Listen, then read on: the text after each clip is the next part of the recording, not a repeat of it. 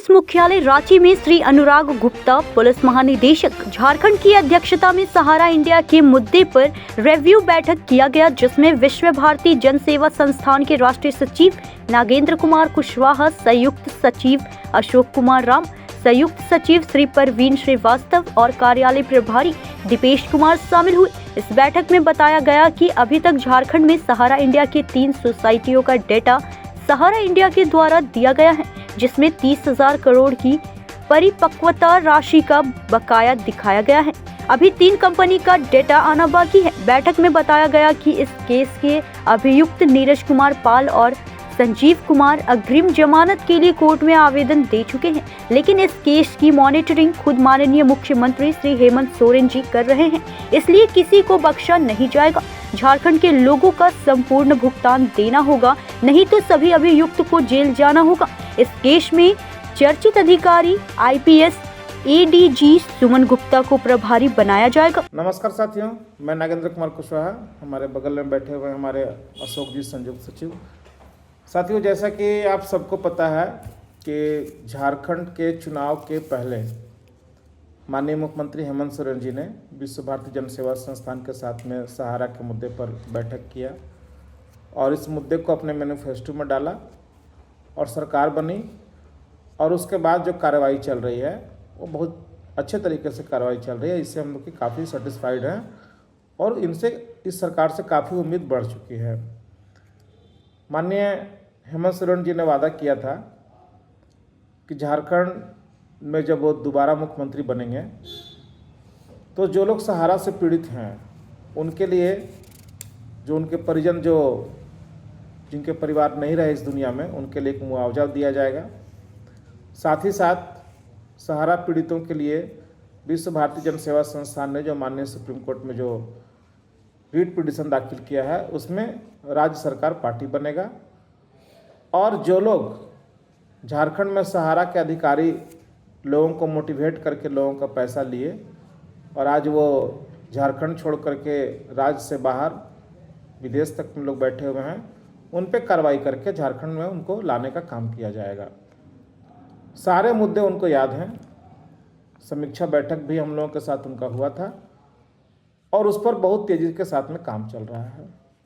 बहुत सारे काम जो आने वाले दिनों में आप देखेंगे, अभी हम लोगों को घोषणा करने के लिए थोड़ा सा मना है, इसलिए नहीं बोल पा रहे हैं, लेकिन जितना ज़रूरी है वो आपको बताया जा रहा है, आप सबको बताया जा रहा है। साथियों, अभी कल समीक्षा बैठक हुई रांची में, माननीय DGP साहब अनुराग गुप्ता की अध्यक्षता में जो बैठक हुई उसमें अभी तक जो भी पुलिसिया कार्रवाई हुई है, जो क्रिमिनल केस यहाँ लगा मेरे द्वारा, उस पर क्या क्या कार्रवाई हुई है, उसमें सारी चीज़ों को तय किया गया और आगे क्या करना है वो सारी बातों को बताया गया, जो आप लोग अखबार के माध्यम से जानकारी लिए होंगे।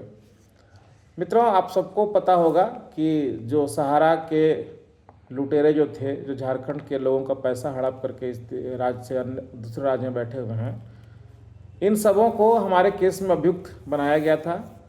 उसमें प्रमुख रूप से झारखंड टेरिटरी हेड माननीय नीरज कुमार पाल जी और संजीव कुमार जी और अन्य लोग हैं।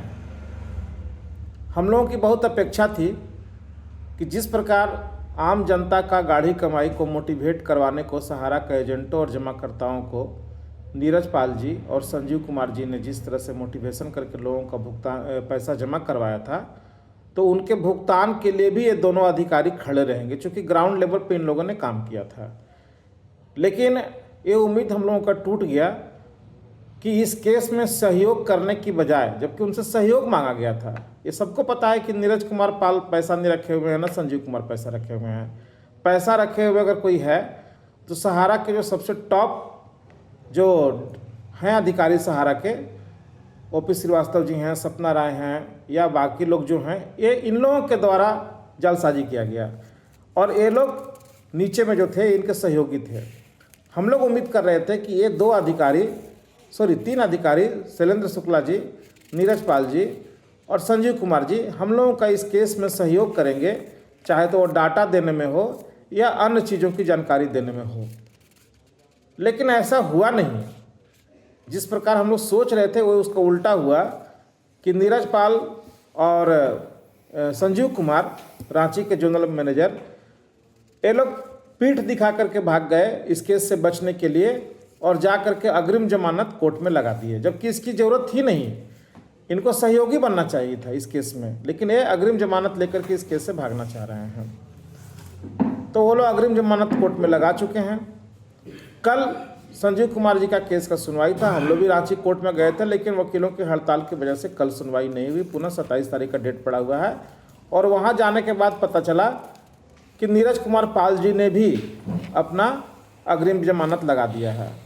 आखिर अग्रिम जमानत की जरूरत क्यों पड़ी, ऐसा क्या था? इनसे तो सहयोग मांगा जा रहा था कि आप इस केस में मदद कीजिए जांच का, लेकिन ये जांच से भी भाग रहे हैं और सीआईडी कई बार इनको बुलाई अपना चेंबर में कि आकर के सारी बातों को बताइए, लेकिन ये लोग आने को भी तैयार नहीं हैं।